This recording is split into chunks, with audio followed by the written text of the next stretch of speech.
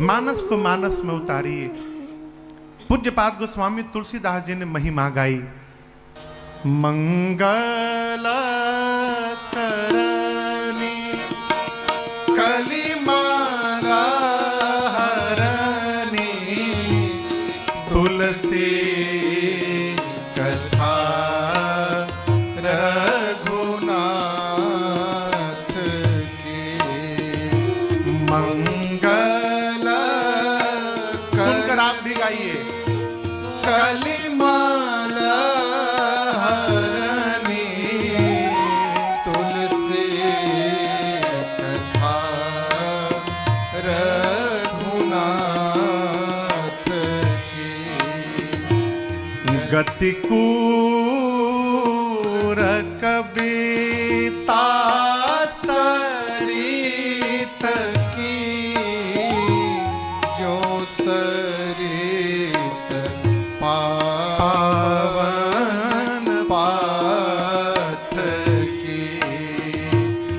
गति कूर कविता सरित की जो सरित पावन पाथ की। प्रभु सुजस अंगति भानीति भानी होई सुजन मन भावनी।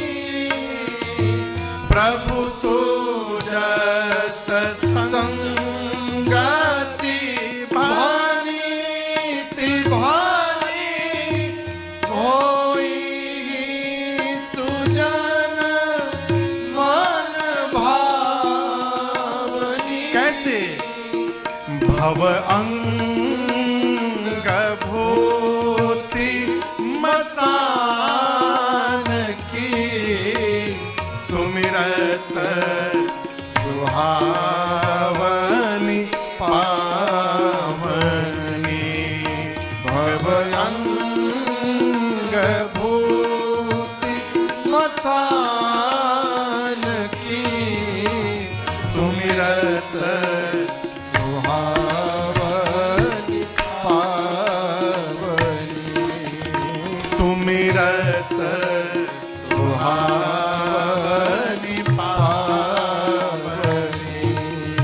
सुमिरत सुहावनी पावनी। पूज्यपाद गोस्वामी श्री तुलसीदास जी महाराज मानस की महिमा गाते हैं। पहला वाक्य दर्शन करिए, क्या है? मंगल करनी। यहां दर्शन करिए। गोस्वामी जी कहते हैं ये भगवान की कथा मंगल करती है। इसी में समाप्त है कि मंगल यदि कर देगी तो अमंगल का अपने आप नाश हो जाएगा। कैसे पवित्र है? क्योंकि देखिए कहते हैं कि भगवान शंकर को चिता का भस्म लगाया जाता है। जिस प्रकार चिता का भस्म संसार का सबसे अपवित्र वस्तु है ना? संसार का सबसे अपवित्र वस्तु है क्या? चिता का भस्म। लेकिन वही भस्म जब भगवान शिव के शरीर पर आभूषण बन करके चमकता है तो वही भस्म संसार का सबसे पवित्र वस्तु बन जाता है। गोस्वामी जी कहते हैं कि भवंग भूति मसान की सुमिरत सुहावनी पावनी। जिस प्रकार भगवान शिव भव अंग, भव यानी भगवान शिव, उनके अंग पर श्मशान के भस्म का लेपन होता है और वो भस्म स्मरण करने मात्र से जीव को पवित्र कर देता है। लगाना तो बहुत दूर की बात। सुमिरत सुहावनी पावनी। शिव के संपर्क में आने के बाद श्मशान का भस्म भी पवित्र हो गया है। उसी प्रकार ये मेरी टेढ़ी मेढ़ी जो रचना है, इसमें जीव के स्पर्श में रचना नहीं है, ये रचना जगदीश के स्पर्श में आ गई है। इसमें भगवान की कथा समाहित है, इसलिए संसार की सबसे पवित्र रचना बन गई है।